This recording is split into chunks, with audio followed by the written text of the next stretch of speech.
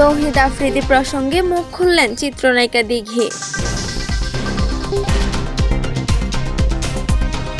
YouTuber ও content creator তৌহিদ আফ্রিদির সঙ্গে ঢালিউড অভিনেত্রী প্রার্থনা ফারদিন দিঘির প্রেম নিয়ে কম চর্চা হয়নি। এমনকি অনেকেই ধরেই নিয়েছিলেন যে আফ্রিদি আর দিঘি হয়তো বিয়েও করে ফেলবেন। তবে বরাবরই দুজনে এ সম্পর্ককে শুধুই বন্ধুত্ব বলে জানিয়েছেন। শেষ পর্যন্ত তৌহিদ আফ্রিদি বিয়ে করেছেন ঠিকই, তবে পাত্রী দিঘি নন, অন্য আরেকজন। এ কন্টেন্ট ক্রিয়েটর সমালোচনার মাঝেই পারিবারিকভাবে বিয়ে করেন। সংবাদ মাধ্যমে দেওয়া এক সাক্ষাৎকারে তৌহিদ আফ্রিদি প্রসঙ্গে নানা কথা বলেন দিঘি।